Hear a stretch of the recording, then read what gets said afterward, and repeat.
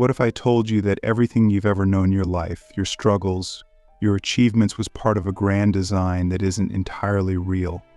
What if the world you see, the reality you touch, is no more than a simulation, a construct designed to teach, evolve, and awaken your soul? And here's the kicker: it's coming to an end. We're not talking about the end of the world as you know it, no fire, no destruction, no chaos. This is about the dissolution of the illusion, the collapse of the constructs that have kept you locked into this limited version of reality. And the signs are everywhere. The simulation is unraveling, and with it comes the greatest spiritual discovery of our time. You feel it, don't you? That strange sense that something is shifting. It's not just in your personal life, it's global. It's energetic, and it's undeniable. This isn't imagination. This isn't some abstract concept. It's happening right now. And as we dive into this, I need you to listen carefully, not just with your mind, but with the part of you that already knows the truth. Click subscribe to this channel to get more profound spiritual lessons.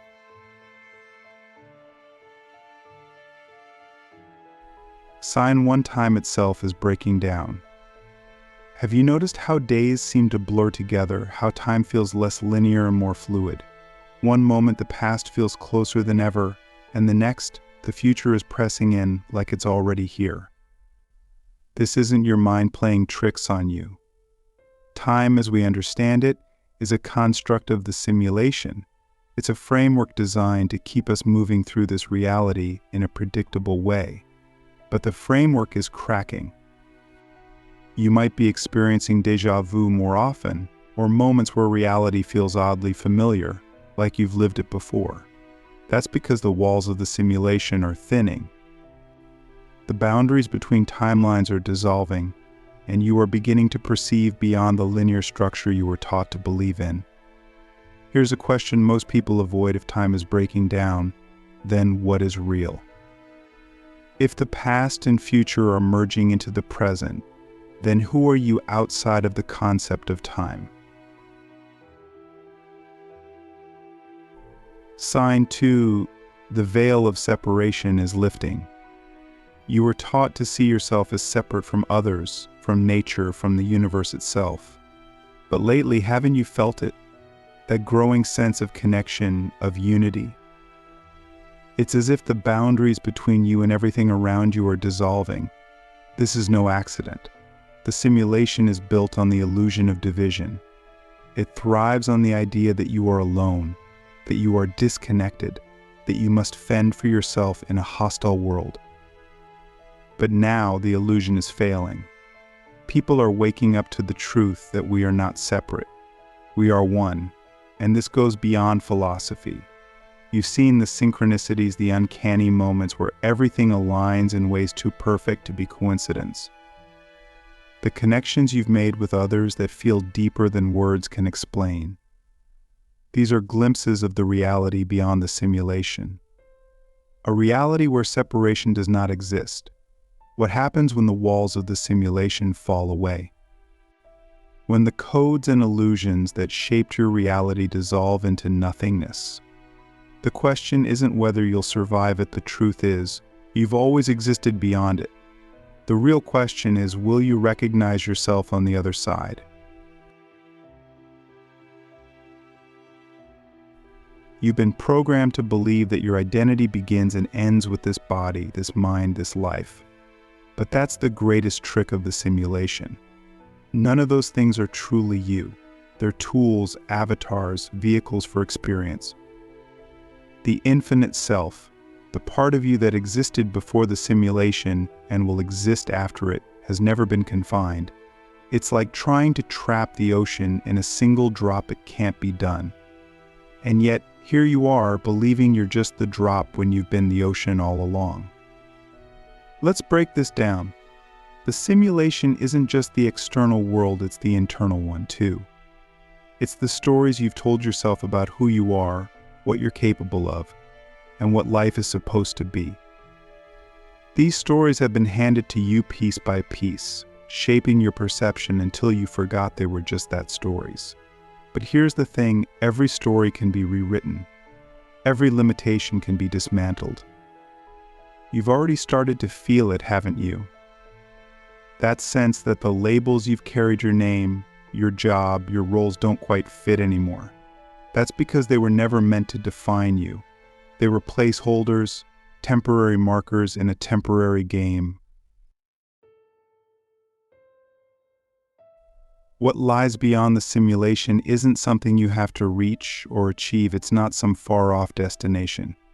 It's here, now, woven into the fabric of who you already are. The infinite self isn't hiding, it's simply waiting for you to stop looking for it in all the wrong places.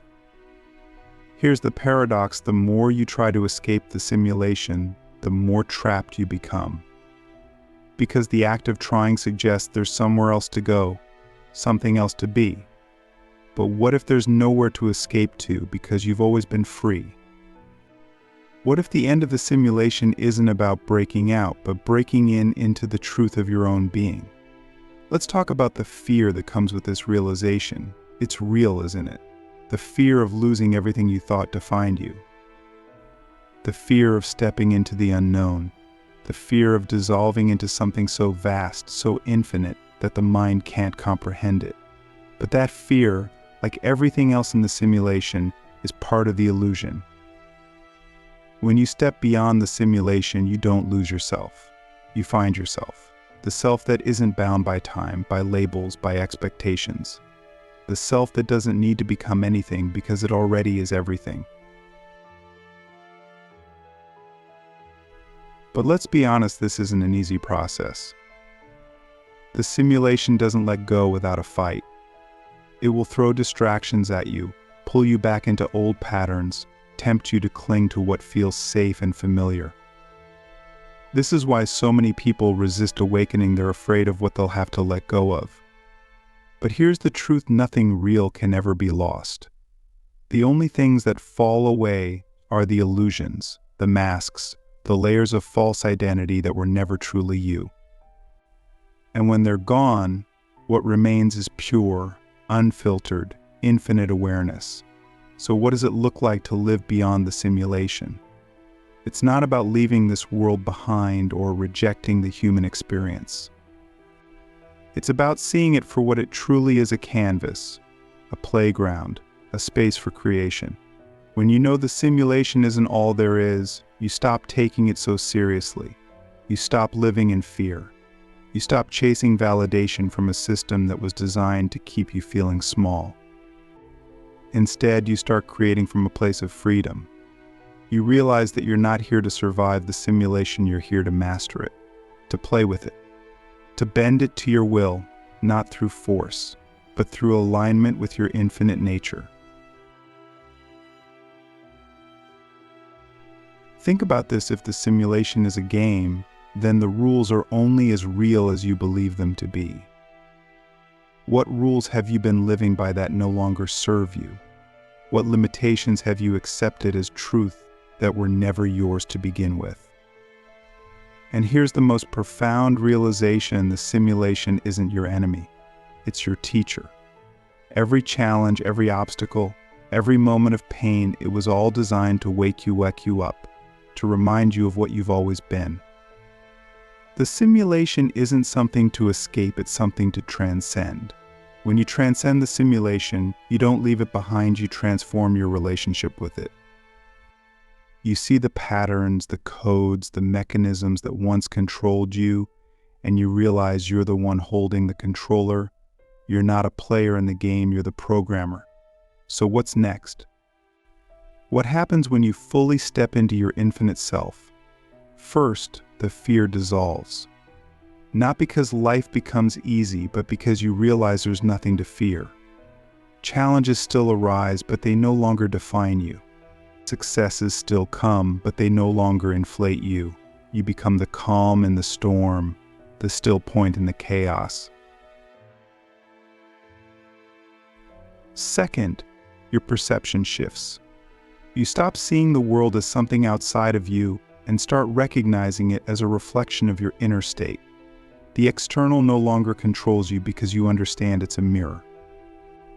And when you change what's within, the mirror changes too. Third, your power amplifies. Not the kind of power that dominates or controls, but the kind that creates.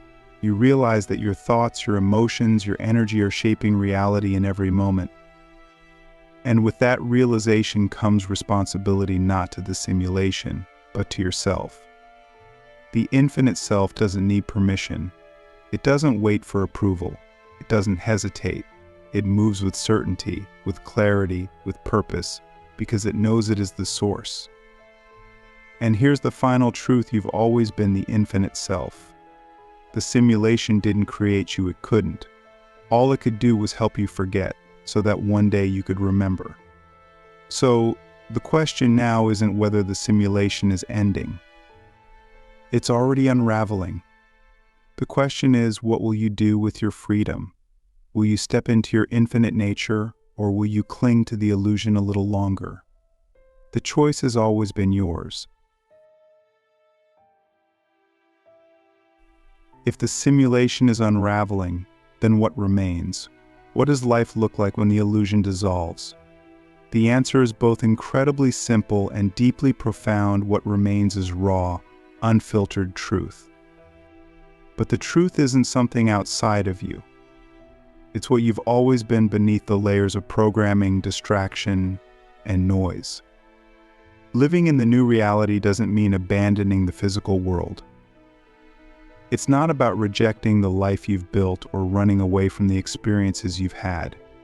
Instead, it's about seeing life for what it truly is, an extension of your consciousness. Every interaction, every challenge, every moment becomes a reflection of where your energy is, where your focus lies. For so long, we've lived as though we're at the mercy of external forces. We've blamed circumstances, people, and systems for our pain, our fear, our lack of fulfillment. But when the illusion collapses, that narrative no longer holds. You begin to see that nothing outside of you has ever had control. The only thing that's ever truly shaped your reality is what you've chosen to believe. So what happens when belief itself shifts? When you stop believing that you're small or powerless or subject to forces beyond your control? The truth is, most people fear this kind of freedom. They've been so conditioned to rely on the structure of the simulation that the idea of stepping outside of it feels terrifying. But that fear is just another fragment of the illusion. Let's start with something practical: your thoughts. In the simulation, thoughts often feel random, chaotic, and uncontrollable. But in the new reality, you begin to see thoughts for what they are: energy. Your thoughts are not just passive responses to the world around you. They are creative forces shaping the reality you experience. Here's the shift: you stop reacting to your thoughts as though they are absolute truth. Instead, you start choosing them. You become aware of the patterns that no longer serve you, the doubts, the fears, the self-criticism, and you replace them with clarity, confidence, and focus. This isn't about forcing positivity. It's about alignment. Think about the energy behind your thoughts. When you say, "I can't," what energy are you broadcasting? When you say, "I am ready," what frequency are you stepping into? This isn't abstract. You can feel it. One thought contracts your energy, while the other expands it. The collapse of the illusion gives you the clarity to choose expansion every time. Now let's talk about emotions. In the simulation, emotions are often misunderstood. We either suppress them, letting them fester deep inside, or we let them control us, reacting impulsively to whatever we feel in the moment.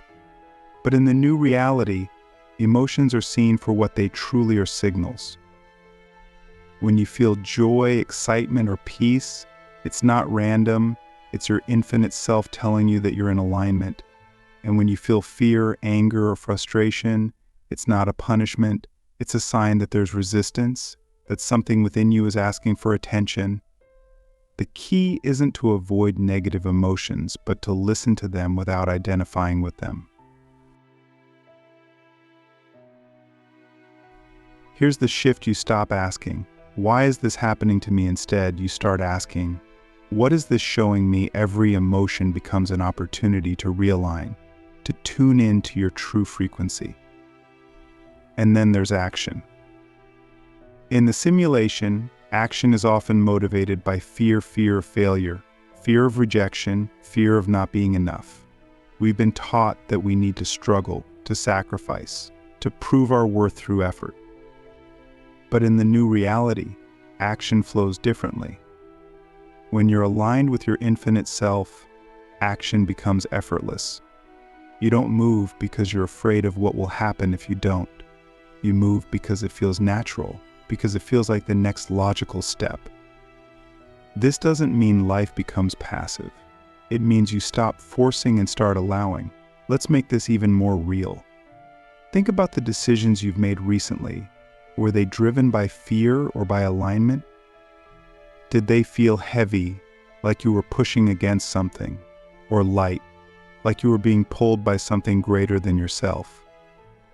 This is the difference between operating in the simulation and living in the new reality. And here's where relationships come into play. In the simulation, relationships are often transactional. We seek connection to fill a void, to feel validated, to avoid loneliness. But in the new reality, relationships shift. They're no longer about what you can get from someone else. They're about what you can create together. When you're living from your infinite self, every relationship becomes a mirror. The people you attract reflect where you are vibrationally. If you're holding on to fear or resentment, you'll notice those patterns showing up in your interactions. But if you're living from a place of love and authenticity, the connections you create will be deeper, richer, and more aligned. This doesn't mean every relationship will last. Sometimes people will fall away as you shift your energy. And that's okay. The collapse of the illusion means letting go of anything that no longer resonates with your truth.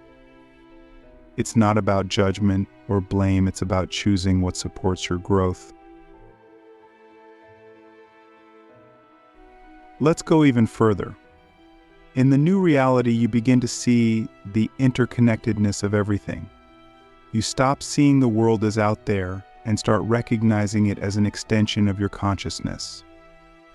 This changes how you interact with everything: your work, your environment, even your body. Instead of working against life, you start working with it. You start working with it. You stop fighting the flow and start trusting it. This doesn't mean you won't face challenges, but the way you perceive those challenges will change. Instead of seeing them as obstacles, you'll recognize them as opportunities for growth and expansion. And this brings us to the most important point: trust. In the simulation, trust is conditional. You trust something only if it meets your expectations.